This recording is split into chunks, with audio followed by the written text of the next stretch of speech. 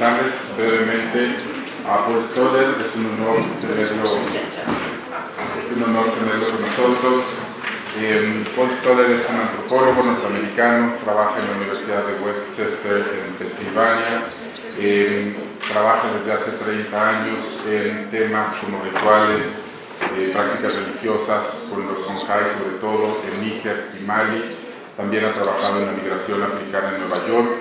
Es especialista, tiene más de una docena de libros en magia, brujería, hechicería, posesión espiritual, antropología visual, migración, los sentidos del cuerpo, una gama muy amplia de temas antropológicos, pero sobre todo, y por esa razón lo tenemos aquí después de ver esta extraordinaria película de Jean Rouch, es especialista en la obra y la vida de Jean Rouch, fue su discípulo, su amigo personal, y ha escrito uno de los libros más importantes y más completos sobre su etnografía. Entonces, le doy la palabra a Paul Stoller, y es un honor tenerlo con nosotros. Welcome, Paul. Thank you very much. Bueno, voy a iniciar con una pregunta. ¿Qué tipo de persona podría ser una película como esta? ¿Qué tipo de persona? Una película que tuvo un poco de ligereza, porque como pudimos ver, habían escenas que nos hacían sonreír y después, por encima de todo eso, se trataban todos estos temas fundamentales en Abiyán, de los 50, el racismo, el colonialismo, la pobreza, la decepción, los retos de la vida. Estos son temas muy complicados para combinar, así que lo que voy a tratar de hacer es explicarles quién fue Jean Rouch. Para ello, quiero presentarles una cosa. Se trata del mundo según Rouch. Sus 4 reglas principales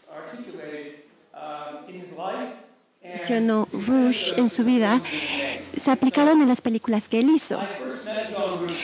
Conocí a Jean Rouch en 1976 en Niamey, en Níger. Yo era un estudiante de doctorado y estaba trabajando en el Instituto de Investigación de Ciencias Sociales, en la biblioteca, y fui por un pasillo y encontré a este hombre blanco sentado en una banca y estaba vestido con unos pantalones beige, una camisa azul, calcetines de un azul clarito y tenía una enorme sonrisa y poco pelo. Y mi primera pregunta fue, ¿quién rayos es este hombre? ¿Quién es? Así que me miró con una gran sonrisa y me dijo, ¿puedo ayudarte? Y yo me dije, ¿quién es este? ¿Cómo puede ayudarme? Y le dije, bueno, soy un antropólogo, estoy haciendo mi investigación para el doctorado y la voy a hacer en un pueblo llamado Mejana. Y dijo, yo conozco ese lugar, pasé un tiempo allá hace 30 años. ¿En serio? Discúlpeme, pero ¿quién es usted? Y él dijo, yo soy Jean Rouch. Dios mío. Yo dije, Dios mío, disculpe, señor Rouch, por mi impertinencia, es terrible. Pardon my insensitivity. And he said, think nothing of it. And call me Jean. None of this Monsieur Rouch stuff. Call me Jean. Sit down. So he sat down, and we talked for 2 or 3 hours. Hablamos durante 2 o 3 horas sobre la historia de Songhai, sobre la posición de los espíritus, todo tipo de cosas, y el tiempo pasó muy rápido. A mediodía me dijo, ¿sabes? Tengo que irme porque tengo una reunión con un ministro muy fastidioso del gobierno. Me encantaría quedarme a platicar contigo, pero tengo que hablar a esta persona. Pero ¿sabes qué? Presiento algo. Se me hace que este es el inicio de una hermosa amistad. Y desde ese momento, en 1976, fuimos amigos hasta el momento en que él murió en el 2004.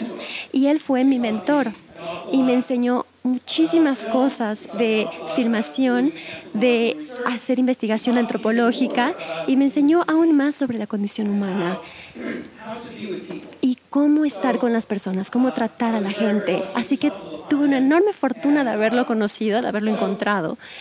Y les quiero decir unas cosas sobre Jean Rouge que quizá pueden descifrar de la película o pudieron haber leído. Lo primero, el Café Val Bullier en París está en el Montparnasse, en el distrito, y Jean Rouge vivía en París con su esposa en un departamento muy pequeño. No tenía a ningún colega que haya conocido su departamento. Si querías conocerlo, lo ibas a conocer en ese café, no en su casa. Así que frecuentemente cuando hacía investigación sobre Jean Rouge, hacía citas con él e íbamos al Café Val Bullier en París. Y Jean Rouge siempre llegaba tarde, siempre. Hacíamos una cita para las 8 de la mañana, o 8:30, y Rouge llegaba 10 minutos después. Y yo decía, John, esto es sorprendente. Llegaste 10 minutos más tarde solamente. Y decía, bueno, solo siéntate, vamos a platicar. Y tomábamos un café con leche y un pequeño croissant y comenzábamos a charlar. Y se acerca esta mujer a la mesa y nos dice, señor Rouge, y él dice, sí, vine desde Martinique para mostrarle mi escrito. Y dice, ay, se me olvidó, tengo otra cita a las 8:30 y tengo que hablar con esta mujer que vino desde Martinica. Y bueno, ¿sabes qué? Pide más café, pide más croissants, son súper buenos aquí. Voy a hablar con esta persona y después regreso y continuamos platicando. 45 minutos, 1 hora después regresa y dice, ay, platicamos muy bien, la pasamos muy bien, así que pues vamos a pedir más croissants, vamos a pedir más café, así que ordenamos más. Y le digo, bueno, quisiera preguntarte más sobre las películas que hiciste en los poblados de hechiceros en Níger. Y me dice, claro. Y después veo en la esquina a un hombre muy alto que se acerca a la mesa y dice, señor Rouge. Oui, dice el señor Rouge. Oiga, es que tenemos una cita a las 10 de la mañana. ¿En serio? Dice, chispas. Y entonces el hombre alto le decía, es que usted tiene que defender mi disertación porque está en el jurado. Y entonces Rouge dice, ay, Paul, discúlpame, ¿sabes qué? Pide más café porque pues me tengo que ir. Y me di cuenta que siempre tengo que llevar conmigo algún libro si salgo con Jean Rouge. Así que bueno, Jean Rouge fue a hablar con este señor como hora y media, regresó más o menos a la hora del almuerzo y me dice, bueno, ¿almorzamos? Podemos pedir vino, y vamos a tomar un brunch. Y dice, bueno, vamos a almorzar algo. Después del almuerzo empezamos a conversar. Hablamos de películas, de hechicería, de su historia como cineasta. Me contó sobre cómo conoció a Jean Cocteau, me contó sobre sus primeras películas y fue una magnífica tarde.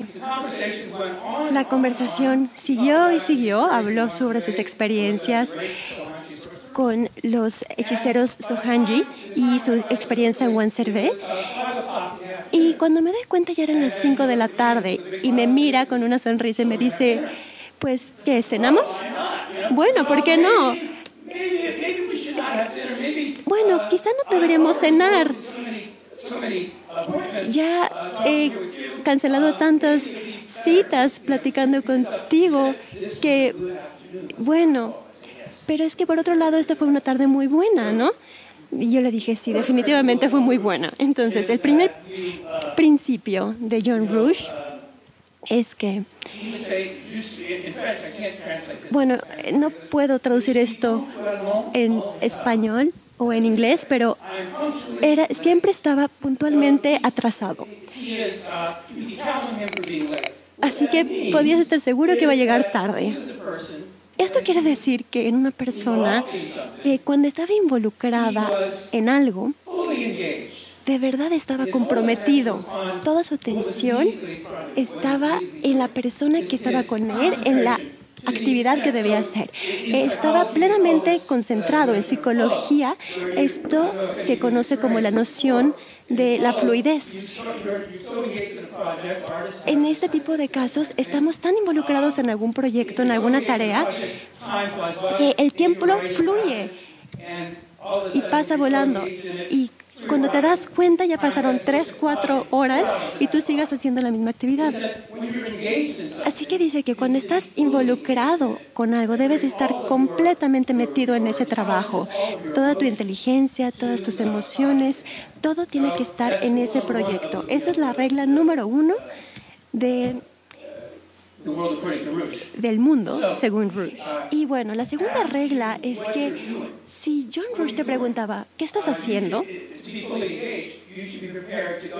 tenías que estar listo para ir con la corriente, por decirlo así. Así que un día estaba haciendo investigación y John Rush me preguntó, ¿qué estás haciendo? Y le respondí, bueno, pues tengo planes para hacer muchas cosas. Y me dice, bueno, ven conmigo. Así que nos subimos a su coche, atravesamos el río y fuimos a un sitio donde había una ceremonia de posesión de espíritus y conocimos a las personas involucradas. Y después nos dirigimos a una clínica llamada la clínica Jane Rush, en honor de su esposa. Y había un señor llamado Domer Sika, que era un colaborador cercano de Rush. Y también Tam Surin. Estas personas eran muy útiles porque nos aportaron muchas ideas en el momento de la improvisación que resultaron en esta película. Y lo que me pareció más interesante de estar con ellos fue que estas películas, como Yo, un negro, y las más, surgieron de la calidez y la fraternidad que estas personas comparten. Ellos habían sido amigos por un largo tiempo, desde los 40, así que cuando llegamos a esta clínica de Jane Rush, comenzamos a platicar, comenzamos a narrar historias, nos reímos y después quisieron enseñarme una lección. Y la lección era cómo reír. Y John Rush se acercó a sus amigos de África Occidental y todos me preguntaron, ¿cómo te ríes? Entonces me dijeron, ríete para nosotros. Lo hice y me dijeron, no, así no se hace. Los blancos se ríen con sus cabezas. Los africanos nos reímos con el cuerpo. Y yo dije, ¿qué significa esto? Significa que cuando te ríes tan fuerte, pierdes el equilibrio y te caes. Así que eso sucedió cuando estábamos tomando nuestro café en el desayuno. Y pasamos a la siguiente. Este es John Rush en 1976 cuando me pidió que le tomara esta foto. Esta foto la tomé en 1976 y aquí está en el Instituto de Investigación de Niamey. Aquí se encontraba con sus amigos, planeaba sus jornadas y también tenía un cuarto especial en el instituto en el cual únicamente él podía entrar. Y tuve la fortuna de estar con él. Siguiente diapositiva. Nuevamente, aquí tenemos algunas de las cosas que John Rush documentó. Era un máster de las posesiones espirituales. Esta sucedió al lado del río Níger. Podemos ver el espíritu de esto en la película, cuando jugaban con tambores y con los palos para tocar el tambor. Y en mi propio trabajo cinematográfico, yo seguí con esta noción de John Rush de seguir tus instintos y de tomar la oportunidad cuando se te presenta. Entonces, mi trabajo cinematográfico se basa principalmente en Harlem, en Nueva York, donde hay un mercado africano. Este ha estado ahí durante 50 años, 40 años, y estaba sentado en el mercado y llega un hombre, no sabía quién era, pero había escuchado acerca de mí. Me dice, ¿qué estás haciendo? Nuevamente esta pregunta, ¿qué estás haciendo? Y le dije, bueno, tengo algunas cosas planeadas. Y me dice, bueno, ven. Y a través de mi experiencia con John Rush aprendí decidí que debía seguir a este hombre. Y pasé entonces de Harlem a la sección Chelsea de Nueva York y llegué a esta bodega de 7 pisos donde los comerciantes africanos vendían piezas de arte. Entonces, esto abrió un nuevo ámbito en mi investigación. Comencé a dejar ir mis planes y seguí avanzando. Si mi corazonada me decía que debía seguirlo. Y nuevamente, seguir tus instintos era el principio que él quería que aprendiéramos y me decía, ten confianza en tu trayectoria y síguelo para llegar a términos increíbles. Es decir, toma riesgos, sigue la trayectoria, el camino para llegar a caminos que no sabemos a dónde nos llevarán. Tienes que utilizar tu imaginación. Esta fue una lección que aprendí de John Rush a través del trabajo de campo que realicé en todas mis empresas, no únicamente a través de la investigación, pero también experimentando con distintas formas de escribir y de presentar la etnografía. Ahora, el tercer principio. Este es reconocer tus límites y escuchar a los espíritus y a los mayores. Esto estaba implicado en el mundo de hechicería Songhai. Él siguió a muchos profesionales de la hechicería, o a muchos magos, que le confirieron mucha sabiduría. Y todo esto lo podemos ver en su trabajo cinematográfico. En esta película en particular no, pero en todas las demás películas vemos la sabiduría de África Occidental y de sus prácticas espirituales. Entonces dijo, si los espíritus te dicen que sigas cierto camino, lo debes hacer. Entonces John Rush hizo muchos sacrificios en nombre de estos espíritus. Por ejemplo, se vestía de azul. Usaba calcetines azules, una camisa azul, pantalones khaki. Quizá le gustaba el azul, sí, pero también sé que alguno de los espíritus con el que estaba ligado, llamado Nia, tenía el color azul. Entonces, la verdad, se lo tomaba muy en serio todo esto. Hacía sacrificios en honor a espíritus como Dongo y gran parte de su progreso se lo atribuía a estos espíritus y al hecho de que él les brindaba respeto. Era respetuoso ante ellos y seguía todas sus enseñanzas. Entonces hacía sacrificios rutinarios en nombre de la diosa del río Níger, de Dongo, el dios del trueno, etcétera, etcétera. Y en mi experiencia, en mi caso personal, él nunca me dijo, haz esto, haz lo otro. Básicamente me decía, esto es lo que yo hago, pero tú sigue tu propio camino. Lo que yo hago es una buena forma de hacer las cosas. Y yo fui testigo de ceremonias Hauka, de la colonización.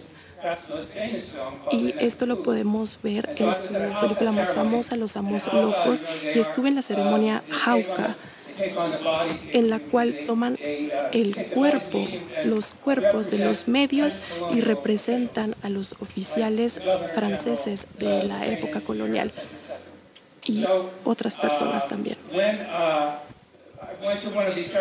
Y luego fui a una de estas ceremonias y hacían muchas cosas con el fuego y una persona llegó a mí y me escupió en la cara y me dijo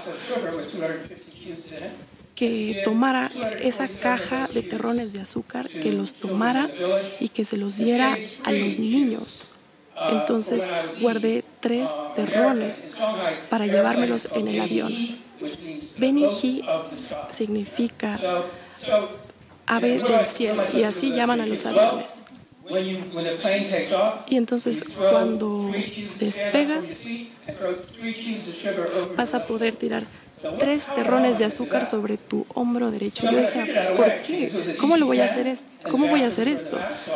Entonces encontré una forma de hacerlo. No nos podíamos quitar los cinturones de seguridad, pero entonces lo hice, aventé los terrones. Nunca me imaginé que iba a hacer algo como esto. Y decían que si hacías esto, tu trabajo se elevará al cielo.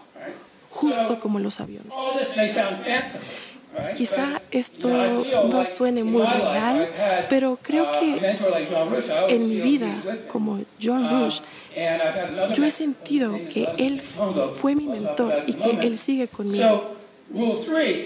Y la regla número 3 en el mundo según Rush es: abre tus oídos, escucha a los espíritus y a tus mayores.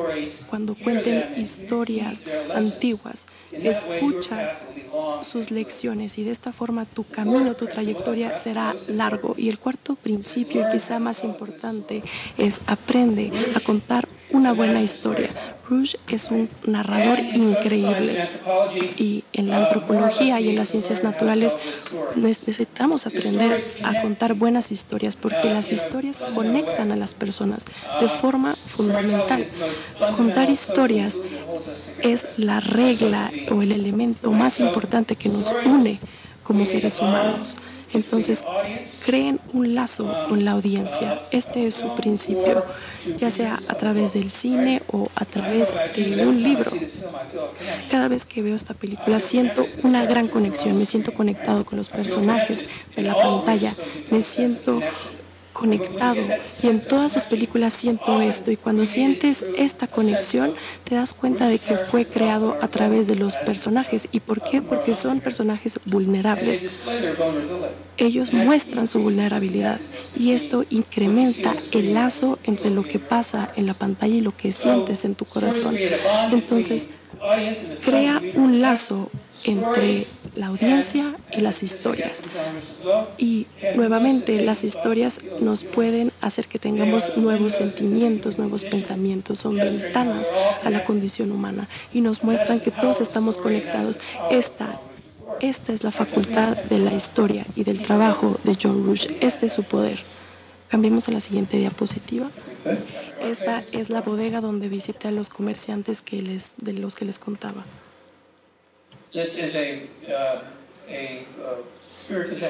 Y esta es una ceremonia de posesión espiritual en Tilaverín, Níger. En esta ceremonia en particular había una danza a la lluvia. Invocaban a los espíritus para que lloviera. Esta es la misma danza de posesión espiritual. Bailan para que los dioses les traigan la lluvia. Y bueno, aquí tengo a mis dos mentores, a John y a Adamo Genitongo. Yo fui su estudiante por 17 años.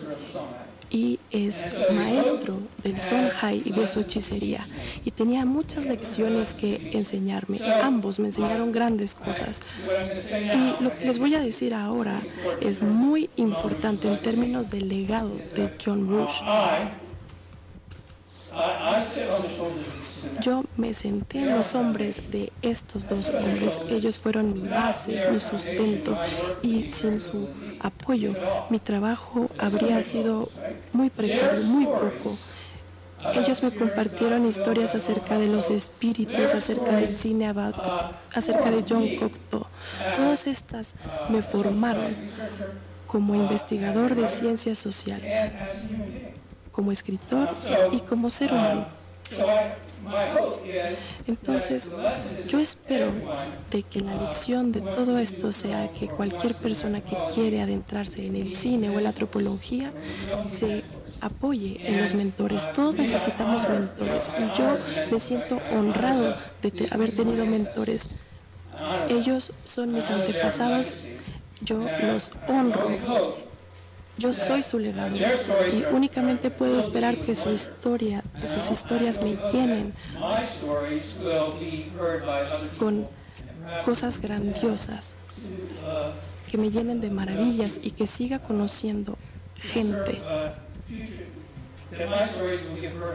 Espero que mis historias den origen a sus propias historias y que mis historias sigan estando abiertas para que el mundo pueda verlas, para que puedan aprender de mis historias.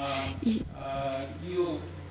al hacer esto, espero que puedan también contarle historias a sus estudiantes para que el legado continúe. Y como John Rush solía decir, el trabajo tiene que continuar.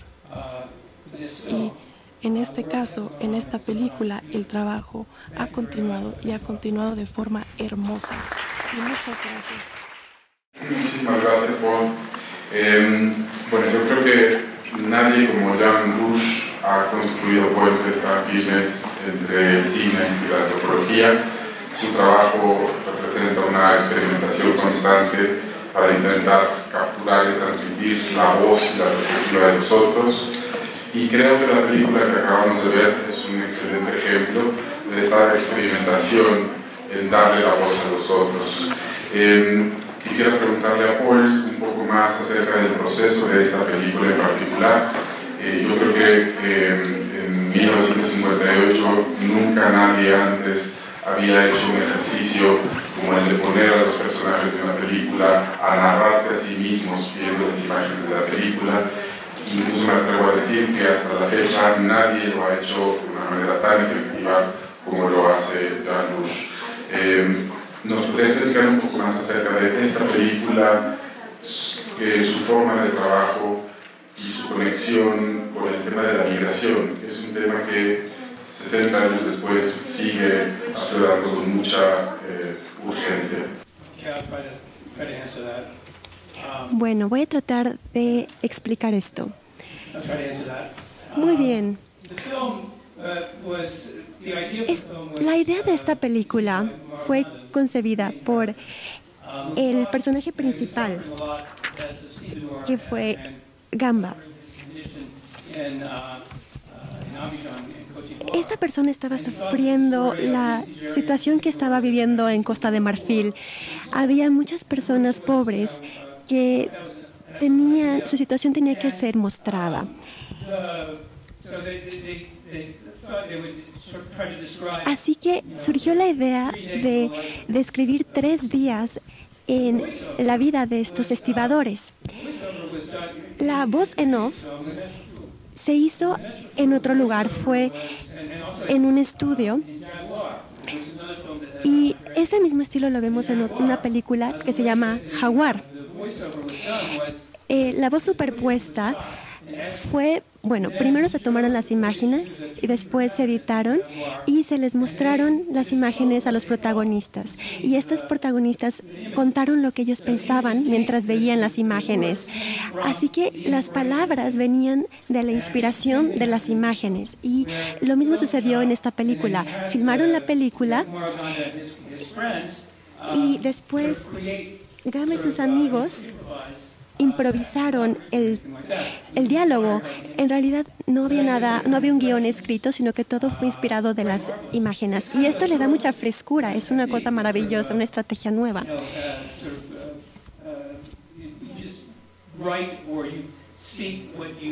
Porque consiste en hablar lo que sientes cuando ves una imagen. Relatar eso.